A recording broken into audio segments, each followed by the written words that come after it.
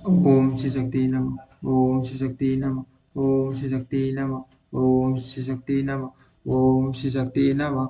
श्रीमद् भगवद गीता के 12वें अध्याय का महात्म्य। श्री महादेव जी कहते हैं, पार्वती दक्षिण दिशा में कोल्हापुर नामक एक नगर नगर है, जो सब सब प्रकार के सुखों का आधार, सिद्ध महात्माओं का निवास स्थान है तथा सिद्धि सिद्धि प्राप्ति सिद्धि प्राप्ति का क्षेत्र है। वह पाप राशि भगवान लक्ष्मी का प्रधान पीठ है। संपूर्ण देवता उसका सेवन करते हैं। वह पुराण प्रसिद्ध तीर्थ भोग एवं मोक्ष प्रदान करने वाला है। वहाँ करोड़ों तीर्थ और शिवलिंग है। रुद्र गया गया भी वही है। वह विशाल नगर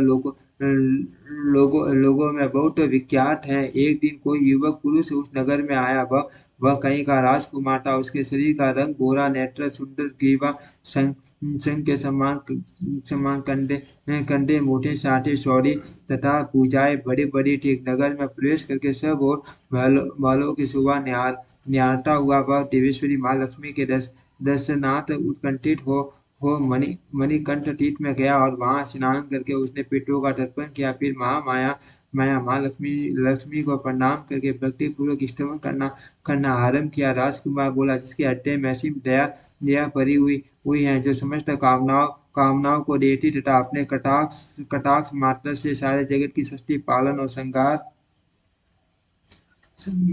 करती हैं, उस जगन माता माँ लक्ष्मी की जय हो। जिस शक्ति के साथ चारे उसके उसी के आदेश के अनुसार परमेश्वरी ब्रह्मा सृष्टि करते हैं, भगवान अशिव जगत का पालन करते हैं तथा भगवान रुद्र अखिल विश्व का संहार करते हैं। उस सृष्टि पालन और संहार की शक्ति से संपन्न भगवती पराशक्ति में मैं भजन करता हूँ। कमल के योगी जन आपके शरण कमलों का चिंतन करते हैं।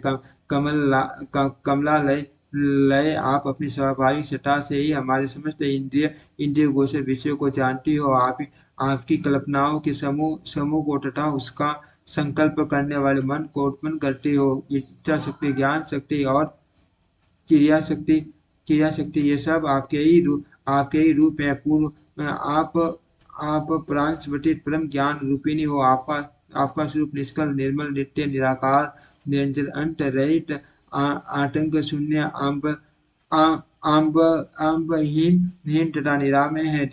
देवी आपकी महिमा का वर्णन करने में कौन समर्थ हो सकता है, जो शत शक्रों का भेदन करके अंतम करण के बाद 12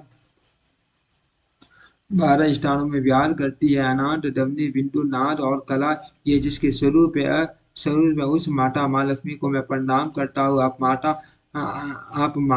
आप अपने अपने मुख रूपी पुण्य चंद्रमा से प्रकट होने वाली अमृत राशि को वाया करती हो। आपकी प्रस्यंती मध्यमा और बैकरी नामक वाणी हो। मैं आपको नमस्कार करता हूँ। देवी आप जगत की रक्षा के लिए अनेक रूप धारण किया करती हो। अंबिके आप ही ब्रह्मानी, वैष्णवी तथा माहेश्वरी शक्ति है। वाराही माँ लक्ष्मी, नाथ सिंह, एंडी, कौमारी, चंडिका, जगत को पवित्र करने वाली लक्ष्मी, जगन माता, सावित्री, संत कला तथा रोहिणी भी आप ही हो। परमेश्वरी आप भक्तों का मनोरथ पूर्ण करने के लिए कल कल कल्प लता के सम्मान हो मुझ पर प्रसन्न हो जाओ। उसके इस प्रकार स्तुति करने पर भगवती माँ लक्ष्मी अपना साक्षात स्वरूप धारण करके बोली, राजकुमार मैं आपको प्रसन्न हूँ। आप कोई उत्तम वर मांगो। राजपुत्र बोला, माँ मेरे मेरे पिता राजा बृहदरथ अश्वमेध नामक माँ यज्ञ का अनुष्ठान कर रहे थे।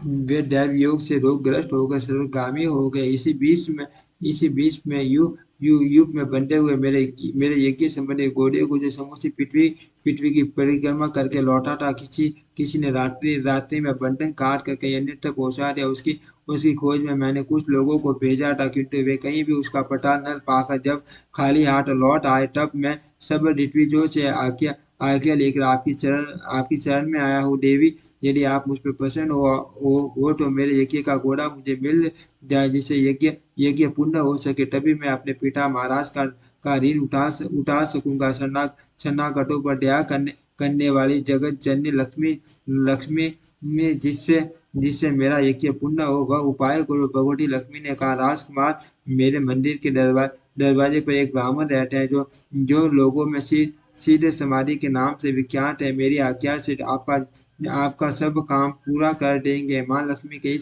इस प्रकार कहने पर राजकुमार उस स्थान पर आए जहाँ सिद्ध समाधि रहते थे।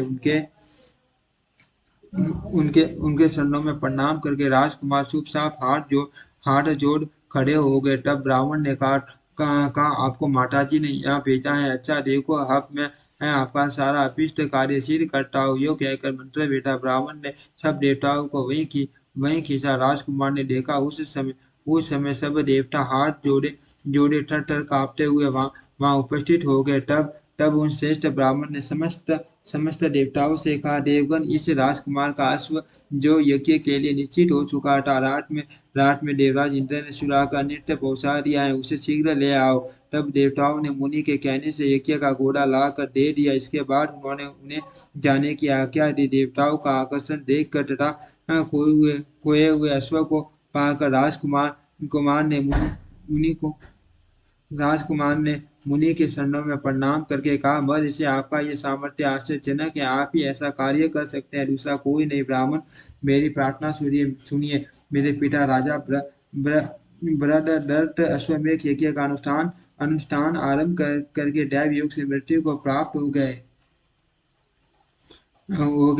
गए हैं। अभी तक उनका शरीर तपाए हुए तेलों में सुखाकर मैंने मैंने रक्त छोड़ा है। साधु श्रेष्ठ श्रेष्ठ आप उन्हें पुनर्जीवित कर दीजिए। ये सुनकर महामुनि ब्राह्मण ने किंचित मुस्कुरा कर कहा चलो जहाँ यज्ञ मंडप में आपके पिता मौजूद है चलो चले। तब सिद्ध समाधि ने राजकुमारों के साथ वहां वहां जाकर जल अभिमंत्रित किया और उसे उस शव के मस्तक पर रखा। उसके रखते ही राजा सचेत होकर उठ बैठे। फिर उन्होंने ब्राह्मण को देखकर पूछा धर्म स्वरूप आप कौन है। तब राजकुमार ने महाराज में पहले का सारा हाल कर सुनाया। राजा ने अपने को पुण्य जीवन दान देने वाले ब्राह्मणों को नमस्कार करके पूछा ब्राह्मण किस पुण्य से आपको यह अलौकिक शक्ति प्राप्त हुई। उनके यो कहने पर ब्राह्मण ने मधुर वाणी में कहा राजन मैं प्रतिदिन आलस्य रहित होकर गीता के 12वें अध्याय का जप करता हूँ। उसी से मुझे यह शक्ति मिली मिली है। इससे आपको जीवन प्राप्त हुआ है। यह सुनकर बाणों से राजा ने उन ब्रह्म ऋषि गीता के 12वें अध्याय का अध्ययन किया। उसके महात्म्य से उन सबकी सदगति हो गई। दूसरे दिन जीव भी उसके पाठ से पर मोक्ष को प्राप्त हो चुके। ओम श्री शक्ति नमः। ओम श्री शक्ति नमः। ओम श्री शक्ति नमः।